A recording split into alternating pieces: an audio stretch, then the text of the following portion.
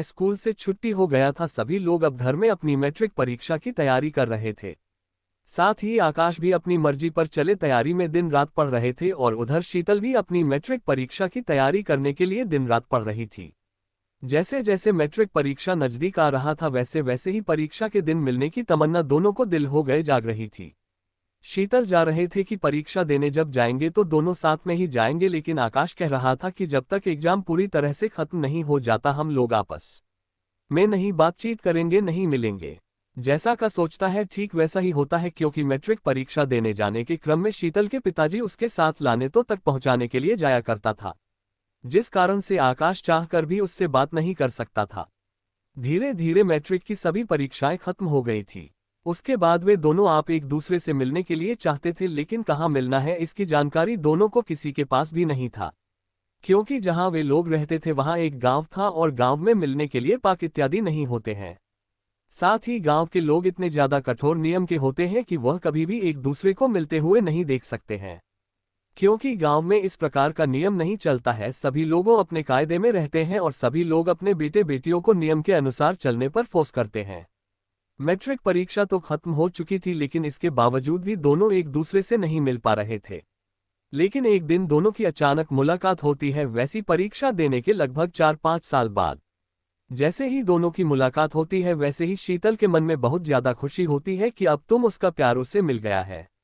लेकिन जब आकाश से शीतल मिलती है तो उसकी खुशी पूरी तरह से खत्म हो जाती है, क्योंकि जो आकाश शीतल से मिलती है तो कहती है कि मैं तुम्हें अपनी शादी के कार्ड देने आया हूं, मेरी शादी 1 हफ्ते बाद है, तुम जरूर मेरी शादी में आना। इतना सुनते ही शीतल आकाश की शादी का कार्ड लेकर अपने घर की तरफ चल पड़ती है। जब वह घर जाती है तो वह रात के अंधेरे में रात भर रोती है, क्योंकि शीतल हमेशा से ही आकाश के इंतजार में जीवन व्यतीत कर रहा था कि किसी न किसी कारण से उसकी मुलाकात होगी और दोनों में बातचीत होगी, फिर उसके बाद में दोनों में एक दूसरे से शादी करेंगे। लेकिन किस्मत को कुछ और मंजूर था। जब आकाश शीतल से मिलता है तो डायरेक्ट अपनी शादी के कार्ड देने के लिए मिलता है। आकाश की शादी नहीं हुई, कहाँ गई थी, और वह शादी के दिन शीतल के आने का इंतजार कर रहा था, लेकिन शीतल की तरफ से ना ही कोई मैसेज आया था ना ही फेसबुक आई थी।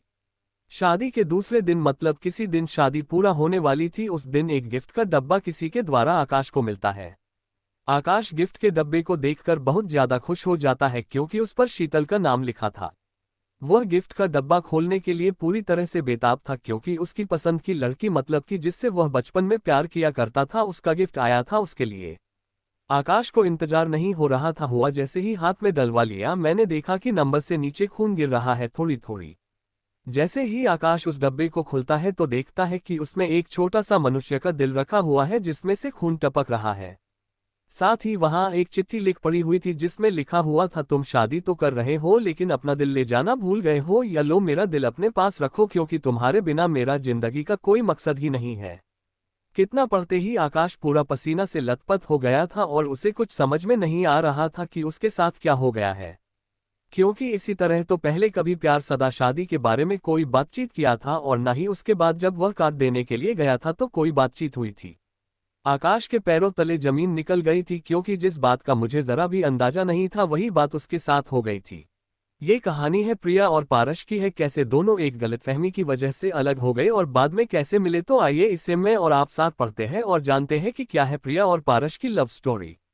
प्रिया और पारस, इनका मानना था कि सबसे अच्छे कपल से पहले अच्छा फ्रेंड होना जरूरी है, तभी आप उसे रिश्ते की अहमियत को समझ सकते हैं। अगर आप अच्छे फ्रेंड्स नहीं है तो आप कभी अच्छे कपल भी नहीं बन सकते हैं। और इनकी इसी सोच की वजह से वो अपने क्लास के ही नहीं बल्कि पूरे स्कूल की सबसे अच्छे कपल थे। इन दोनों के बीच का रिश्ता इतना गहरा था कि कॉलेज का हर कपल इनसे जलन महसूस करता था। लेकिन वहीं पर कुछ लोग इनकी तरह बनना भी चाहते थे और ये दोनों पढ़ाई में भी बहुत अच्छे थे, क्लास और कोचिंग के टॉपर भी। प्रिया और पारस दोनों की लाइफ अच्छी थी, दोनों की फैमिली बहुत अच्छे थे, घर पर भी सब बहुत प्यार करते थे और ये अपने फैमिली की बहुत इज्जत भी करते थे। लेकिन हमेशा इसको एक दूसरे को खोने से डर भी लगता था, क्योंकि प्रिया के पापा का ट्रांसफर होने वाला था, जिससे कि दोनों परेशान थे। प्रिया के घर वालों को पारस के बारे में और पारस के घर वालों को प्रिया के बारे में पता नहीं था।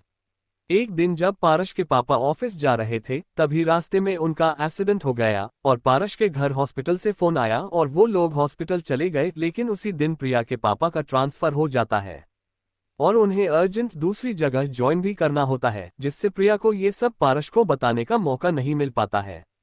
जब वो हॉस्पिटल जाती है तो वहां पर पारस नहीं होता है, और जब वो पारस के घर जाती है तो वहां पर भी कोई नहीं होता है, जिससे पारस को वो ये सब नहीं बता पाती है। और इन सब से अनजान पारस जब अपने घर और कॉलेज जाता है तो उसे पता चलता है कि प्रिया के पापा का ट्रांसफर हो गया और कोई नहीं जानता कि कहाँ हुआ है।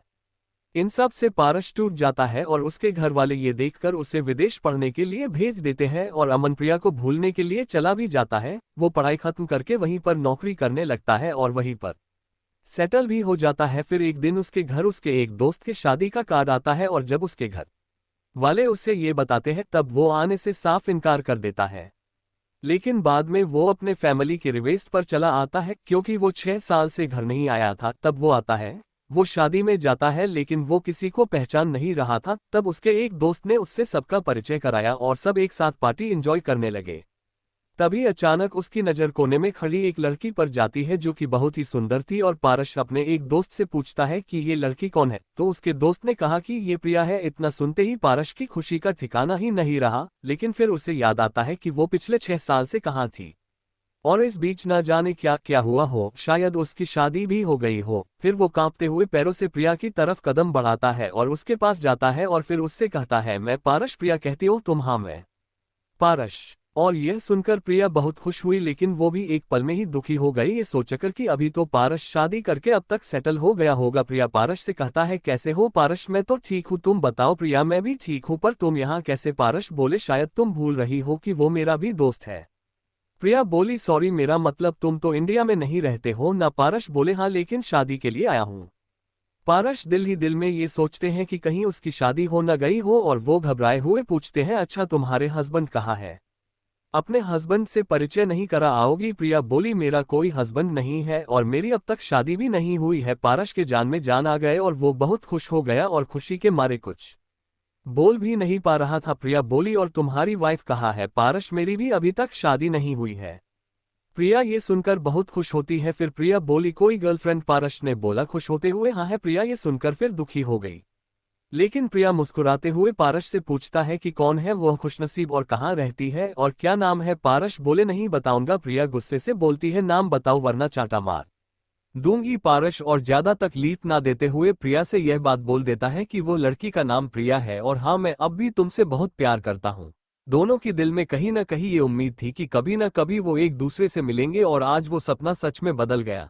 फिर दोनों ने अपने घर वालों को बताया और दोनों के घर वाले इसके लिए राजी हो गए, और पारस यही रहकर जॉब करने लगा और प्रिया से शादी कर ली। कुछ सालों बाद उसकी एक क्यूट सी बेबी भी हुई जिसे दोनों बहुत प्यार करते हैं।